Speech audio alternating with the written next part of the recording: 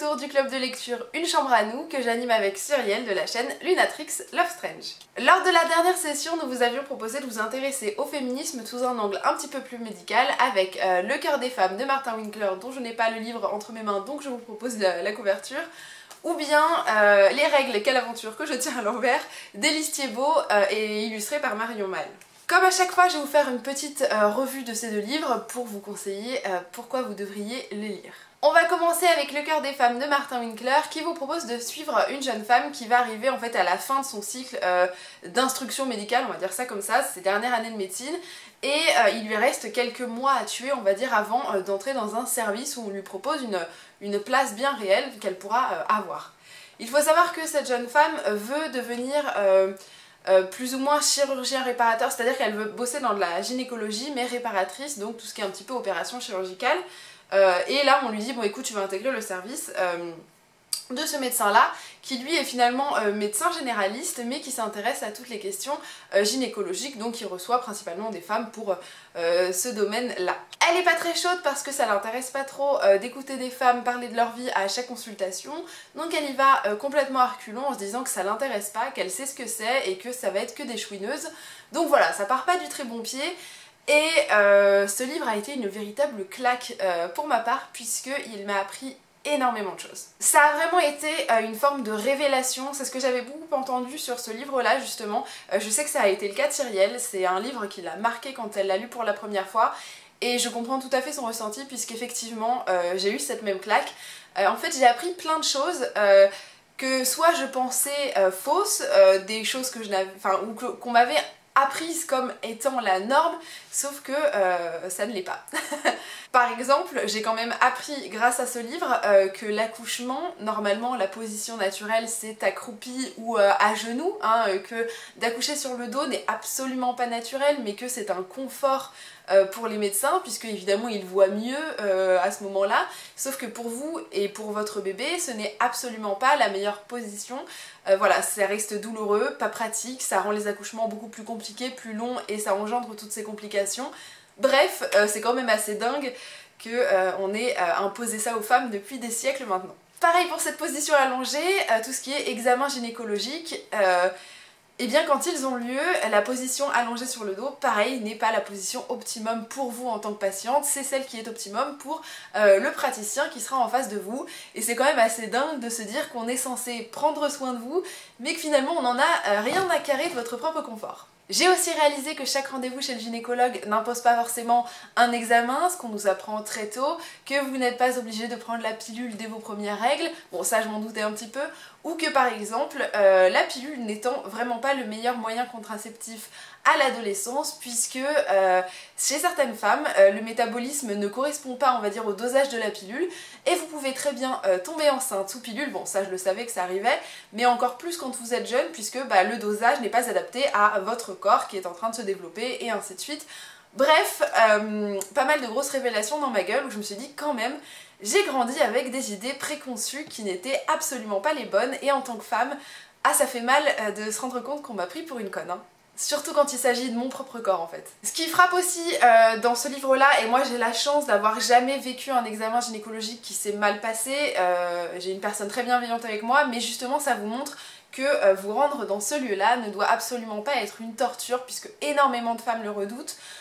Et normalement ça devrait être un lieu où justement vous êtes écouté, rassuré, prise en charge, ça devrait être une espèce de safe place où vous vous sentez bien et où personne ne devrait vous donner de leçons sur comment vous gérez votre propre vie sexuelle, comment vous gérez votre corps ou quels devraient être vos désirs. Ça devrait être un lieu où vous vous sentez écouté et bien. Ça nous montre aussi que, et c'est ce que je pense que j'avais accepté, intégré finalement, c'est que le corps d'une femme, quelque part au niveau gynécologique hein, bien sûr,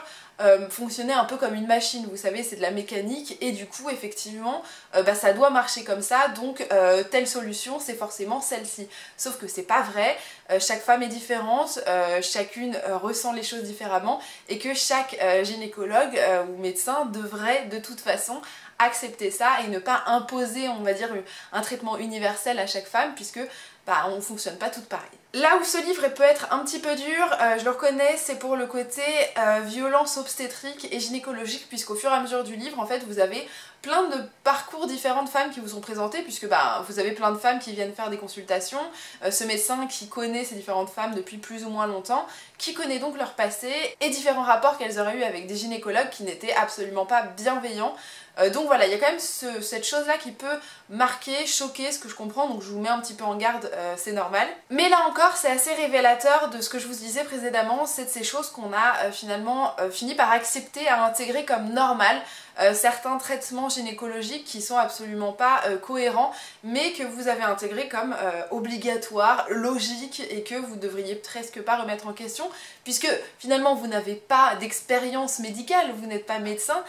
donc vous vous dites bon bah ça doit être normal, c'est comme ça que ça se passe, je dois prendre mon mal en patience, et ben en fait non. Du coup je pense que c'est aussi une bonne leçon, ça vous encourage à être plus prudente et peut-être à vous séparer d'un praticien qui serait absolument pas bon pour vous, et d'aller vers quelqu'un auprès de qui vous pouvez faire confiance et auprès de qui vous vous sentirez bien. Je pense que c'est extrêmement important et c'est la source, je pense, d'énormément d'angoisse vis-à-vis de ces examens-là, qui d'ailleurs ne sont pas obligatoires, je le rappelle. Là où ça a été une grosse claque, bah, y a eu toutes les choses que j'ai apprises, mais surtout l'envie de s'engager et finalement de se rebeller un petit peu contre ce système qui est absolument pas logique. Vraiment j'ai refermé ce livre-là en me disant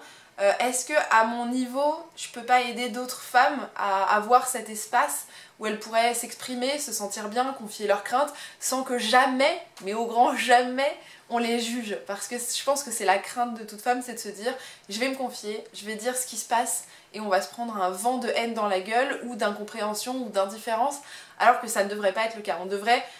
pouvoir vous écouter, vous vous sentiez bien que quelqu'un l'ait fait sans que jamais il juge vos choix, mais plutôt qu'il soit là pour vous conseiller à trouver une solution qui vous conviendra. Voilà, Le Cœur des femmes, c'est vraiment une lecture qui va vous marquer si vous la faites. Si vous l'avez faite, je pense que c'est une lecture qui vous marquera pendant très longtemps, si ce n'est toute votre vie. Moi, je pense que vraiment, ça fait partie de ces livres qui m'ont appris tellement de choses, qui vont me marquer à vie. Mais voilà, je vous le recommande très très fort malgré certains éléments un petit peu durs. Et le livre peut être assez impressionnant parce que c'est une belle pavasse, hein, je l'ai pas sous les mains mais il est quand même balèze. Ça se lit très vite, voilà, ça se lit très vite. Parce que ça fera souvent écho en fait à ce que vous avez pu vivre en tant que femme, donc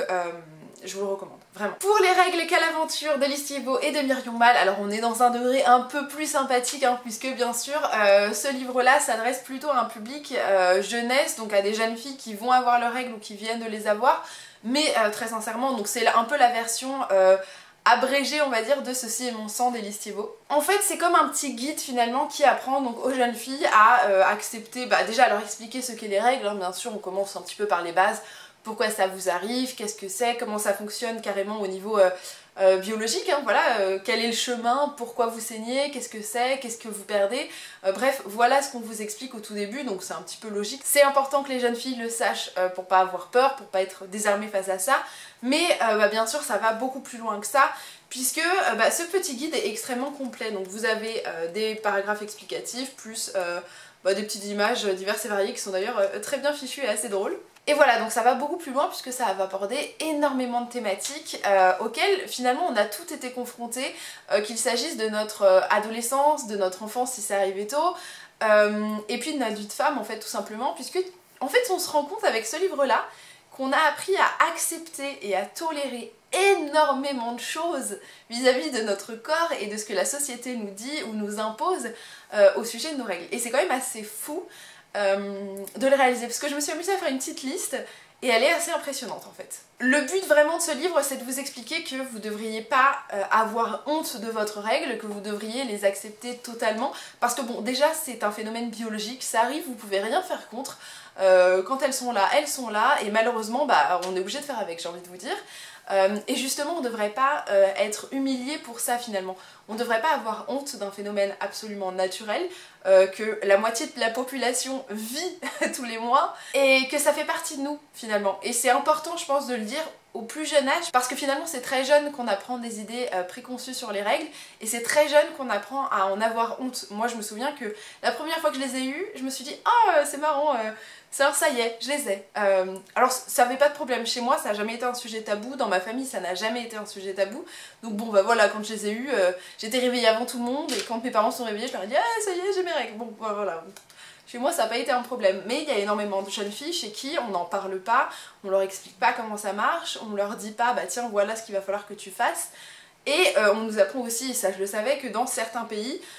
mais c'est une honte dans certaines religions aussi quand elle est pratiquée on va dire au sens strict, c'est pareil, il ne faut pas faire certaines choses et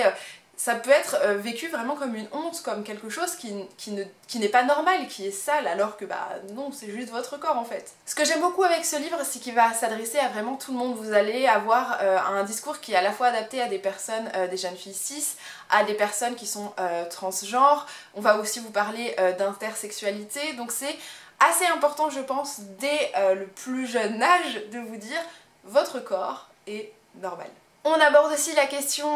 des douleurs et des syndromes liés aux règles. On va bien sûr parler de l'endométriose, c'est important d'en parler très très tôt, de vous dire que non, la pilule n'est pas forcément la solution pour régler vos problèmes de douleur. Personnellement, c'est ce qui a été mon cas et je me pose encore la question de est-ce que je devrais pas me faire diagnostiquer pour l'endométriose. On vous parle de le fait de ne pas avoir honte durant votre sexualité si vous les avez, de faire ce que vous voulez avec. On vous parle aussi de l'invisibilisation des règles, hein, on l'a tous faite au travail ou au lycée, d'aller se changer sans que personne ne voit que vous avez attrapé votre serviette ou votre tampon. On vous parle aussi justement des protections hygiéniques, des solutions qui s'offrent à vous, quelles sont celles qui sont peut-être les meilleures, de vous dire que non, le tampon n'est pas forcément celle imposée que vous devriez choisir. Ça va très large, hein, on vous impose pas la cup non plus, hein, je tiens à le préciser, il n'y a pas de lobbying pour la cup. On vous parle de vos futurs examens gynécologiques en vous disant justement qu'un examen n'est pas forcément obligatoire, un examen physique, mais qu'un rendez-vous peut être bien pour faire le point, mais que voilà,